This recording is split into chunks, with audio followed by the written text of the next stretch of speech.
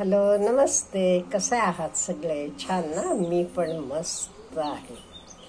आज आपण खूप महत्त्वाचे विषयावर बोलणार आहोत आणि हे आपण फॉलो केलं का नाही, आपल्या देशात काही ह्या पृथ्वीवरच कुठेच अनएम्प्लॉयमेंट, बेकारी राहणार नाही. त्यामुळे तुम्ही आधी ऐका. तुम्हाला आवडलं तर तुमचे सगळे ओळखीचे लोकांना हा व्हिडिओ शेअर करा, का म्हणजे ह्यातनं प्रत्येकाचा फायदाच होणार आहे. आज आपण आपल्या आजूबाजूला बघितलं, कितीतरी शिकलेली मुलं आहेत. कोण MBA झाले, कोण LLB झाले, कोण BE झाले आणि कोणी काही झाले, पण नोकरी नाही आहे.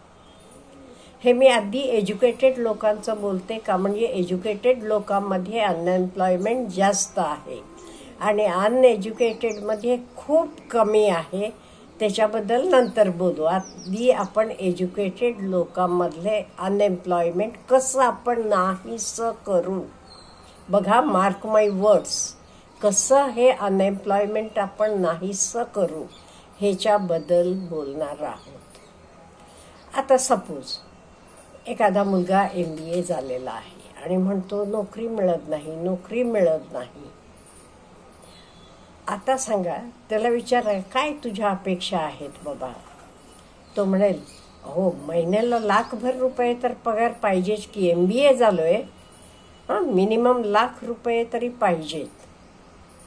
हे बघा, स्टार्टिंगला ₹1,00,000 मिळवणे एवढं तू काय करतोस? तुला बॉस तेवढे पैसे देताना बॉस विचार करतो त्यालाही त्यातनं मिळायला पाहिजे ना फायदा. त्याला 1.5-2 लाखाचा तुझ्यामुळे फायदा झाला की तुला तो महिन्याला ₹1,00,000 देईल. त्यामुळे आधी जे तुम्हाला काम मिळते तर 10,000चं असेल, 8,000चं असेल, 12,000चं असेल, काही असू देत, तिथे आधी कामाला लागा. नुसतं बेकार नोकरी नाही म्हणून घरात बसू नका. लागा नोकरीला. तिथे तुम्ही नोकरी करता करता तुम्हाला भरपूर शिकायला मिळते. तिथून तुम्ही नंतर आपोआप वर सरकत जाऊ शकता. आणि मेनली तुम्हाला काय वाटते माहिती आहे का? आजूबाजूचे लोक काय म्हणतील? MBA झालाय आणि 10,000ला नोकरी करतो. म्हणू देत ना. आज 10,000 मिळतात, 2 वर्षांना 10,00,000 मिळवाल तेव्हा तीच लोक म्हणतील, हा मुलगा बघितलं का, पहिल्यांदा अगदी मिळेल तेवढे 10,000ला लागला होता, आता 10,00,000 मिळवतो. तीच लोक असं बोलतील. त्यामुळे मिळेल ते कामाला लागा. पगार किती आहे ह्याच्याकडे पहिल्यांदा लक्ष देऊ नका. पहिल्यांदा आपण आपलं ज्ञान, का म्हणजे कॉलेजमध्ये शिकलेलं का नाही, तर थिअरॉटिकल असते सगळीकडे, सगळ्या फील्डमध्ये सांगते मी. ॲक्च्युअली तुम्ही जाऊन काम करता तिथे, तेव्हा तुम्हाला actual difficulties, actual problems, actual challenges हे कसे येतात आणि कसे सॉल्व करायचं, तर तुम्ही ॲक्च्युअल काम करायला लागल्यावर शिकायला मिळते. इन द सेम वे, आता LLB झालेली मुलं 7 वर्षापासून नाही बाबा नोकरी लागली, घरातच बसून आहे. JMFC परीक्षेची तयारी करायची, 2-3 वेळेला अटेम्प्ट देऊन झाले, सिलेक्शन झालं नाही, बेकार आहे. काही उपयोग? जावा ना कोर्टात रोज. एकदम तुम्हाला कोणी लाखांना कोटींना नाही मिळणार. थोडं इन द बिगिनिंग काही मिळू देत, छोटी छोटी कामं करत जावा, आपोआप यायला लागेल, शिकायला येईल. तुम्ही म्हणता बेकार आहेत नाही, तर तुम्ही बघा किती 1 कोटी 1.5 कोटीच्या गाड्या घेऊन येणारे वकील आहेत, त्यांच्याकडे बघा ना, ते कसं मिळवतात. एकेकाळी त्यांची स्थिती अशीच होती, हे तुम्ही विसरता. त्यामुळे नुसतं बिलकुल बसायचं नाही, रोज कोर्टात जायला लागायचं. जे काही कामं मिळतील, 3,000 2,000 काही मिळू देत, ती कामं करत जायचं, त्यातनं शिकत जायचं. आपोआप तुम्ही पुढे एक्सपिरियन्स मिळते तुम्हाला. अहो, आज तुम्हाला एक्सपिरियन्स नाही आहे, त्यामुळे तुम्हाला कसं कोणी मोठी मोठी कामं देतील? शेवटी आपण कधी जाताना कुठल्या डॉक्टरकडे जातो? हां, चांगला, त्याचा हातगुण चांगला आहे, त्याच्याकडनं खूप लोकांचं बरं झालेलं आहे. असंच तुमच्याकडे एक केस देताना, हो, हे माणसानं किती लोकांच्या केस जिंकून दिलेल्या आहेत, ह्याला अनुभव आहे, हे बघूनच येणार ना लोक. इन द बिगिनिंग तुम्हाला अगदी छोटी छोटी कामं मिळतील, पण रोज जात जावा, तिथे बघत जावा कसं काही चाललेलं आहे. रोज 10 ते 6 काय आहे त्या वेळेला जायचं. हळूहळू तुम्हाला कामं मिळायला लागतात. बघा, हे नुसतं घरात बसू नका. कोणी तुम्हाला येऊन या माझ्याकडे नोकरी आहे, हे घ्या 2 लाख रुपये म्हणून तुम्हाला कोणी देणार नाही, लक्षात ठेवा. In the same time okay, तुम्ही JMFCची तयारी करता ना, JMFCची तयारी पण करत जावा. घरी गेल्यावर 6चे नंतर वेळच वेळ असतो. त्या वेळेत सकाळी निघेपर्यंत तुम्हाला अभ्यास करायला भरपूर वेळ मिळतो. त्या वेळेत अभ्यास करत जावा. In the same way engineers पण काय मिळेल तर काम करत जावा. तुम्ही मेन काय करता माहिती का? तुम्हाला वाटते नाही बाबा, लोक काय म्हणतील, मी एवढा शिकलेला आहे, मग मला एवढा पगार मिळायला पाहिजे. हे आधी डोक्यातनं काढून टाका. पैसा मिळतो, त्याला वेळ द्यावी लागते. तुम्हाला अनुभव मिळवावा लागतो. त्यामुळे वेळ द्या आधी. वेळ दिला का नाही, आपण शिकत गेलो की आपल्याला कुठेही आपण कशालाही कमी पडत नाही.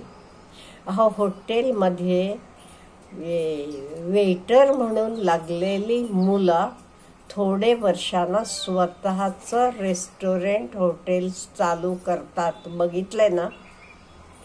तर ह्या प्रोसेस सगळ्या शिकलेले असतात. त्यामुळे त्यांना पुढे तर सेटअप करताना यश मिळते. त्यामुळे आपल्याला हा सगळा प्रोसेस शिकून घ्यायचा आहे, हे लक्षात ठेवा. त्यामुळे मी बेकार आहे, नोकरी मिळत नाही म्हणून नुसतं बसायचं नाही.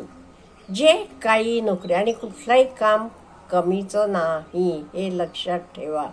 आणि कोणी काही म्हणू दे, लोक म्हणतील हो एवढं शिकलेलं आहे, 10,000साठी जातो. 10,000 नुसतं घरात बसला की देते कोणी तुम्हाला? नुसतं घरात बसून मिळतील का? नाही आहे ना. त्यामुळे एक लक्षात ठेवा, काही असू देत, आपलं शिक्षण झाल्यावर नुसतं घरात बसायचं नाही. जायचं कुठेतरी नोकरीला, उठून जायचं. हो, किती ठिकाणी तरी लोक पाहिजेत नोकरीसाठी. तुम्ही BA BSc BCom झालेले असला तरी तुमच्या लेवलचे कितीतरी जॉब्स आहेत. बघा, जावा. तुम्हाला काय वाटते, मी गेलो की लगेच मला एवढे तर पगार मिळायला पाहिजे? वेळ लागतो त्याला. त्यामुळे एवढं आपण फॉलो केलं का नाही, कोणी बेकार राहणार नाही. आणि आत्ताचा काळ तर काय, तुम्हाला गोल्डन टाइम मिळालेला आहे. तुम्ही तुमच्या नोकरी काही तर करत असताना तुम्हाला ऑनलाईन करता येईल बऱ्याच गोष्टी. जे करता तर YouTube चालू करा. तुमचं मेन चालू असताना हे पण चालू करा. साईडला तुमचं आपोआप इन्कम चालू होत जाते. त्यामुळे एवढं आपण फॉलो केलं का नाही, कोणी अनएम्प्लॉईड राहणार नाही. हे झालं एज्युकेटेड लोकांचं. अनएज्युकेटेड लोकांमध्ये बेकारीचं खूप प्रमाण कमी आहे. का? म्हणजे त्यांच्या अपेक्षा पण कमी आहेत. आता तुम्हाला कुठलाही स्किल हवं ते स्किल शिकून घ्या. ड्रायव्हिंग शिका, कुठलाही स्किल शिकून घ्या. पाहिजेत लोक. त्यामुळे ह्या लोकांना मुलीसुद्धा घरात बसून मेहंदीचे क्लास करतात, ब्युटी पार्लर करतात. काही तुम्ही करू शकता. आधी तुमची आवड काय आहे बघा, त्याच्याप्रमाणे काही गरज असली तर ट्रेनिंग घ्या, एज्युकेशन घ्या आणि पुढे जावा. कोणी एक व्यक्ती सुद्धा बेकार राहणार नाही. आणि जे शिकलेले नाहीयेत त्यांना तरी जॉब्स किती आहेत पडलेले. तुम्ही जाऊ शकता, नोकरी करू शकता, मेहनत करावी लागते. कुठेही काम केल्याशिवाय तुम्हाला कोणी तसं पैसे देत नाही ह्या जगात, हे लक्षात ठेवा. आणि कुठलंही काम करताना हे कमीच आहे हे असा विचार करू नका. मी मेहनत करतो आणि त्या मेहनतीनं मी मिळवतोय, एवढं लक्षात ठेवा. कुठल्याच वयाला कधी तुम्ही काही करू शकता. आणि शिक्षण झाले म्हणजे मी अमुक करणार नाही असं नाही. आज तुम्ही बघता MBA चायवाला आहेत आणि कितीतरी तुम्ही तुमचे गावात भेडेच्या आणि गाड्या आहेत तिथे जावा एकदा आणि बघा त्यांचं एज्युकेशन. ते ताई कोण BA झालेलं आहे, BSc झालेलं आहे, ते ताई शिकलेली मुलं आहेत. आणि हे ते चालू केलं गरज होती म्हणून आणि आज देतात, त्यांना भरपूर पैसे मिळतात. त्यामुळे हे सोडून त्यांना ह्याच्यापेक्षा कमी पगाराला नोकरीला जायला नको वाटते. आणि स्वतःचे मालक आहेत, स्वतःचं सेटअप असल्यामुळे. त्यामुळे आधी आपल्याला काय करायचं आहे हे विचार करा आणि त्याचे प्रमाणे बाहेर पडा. कुठेही काम मिळू शकते. पगार कमी जास्त पगाराचा विचार करू नका. काम करताना तुम्हाला किती शिकायला मिळते तेवढं शिकून घ्या. बघा हळूहळू तुम्ही कसं टॉपला जातात. अच्छा, तुमची काही मतं असली तरी मला कॉमेंट बॉक्समध्ये लिहून कळवा. अच्छा, हॅव ए गुड डे.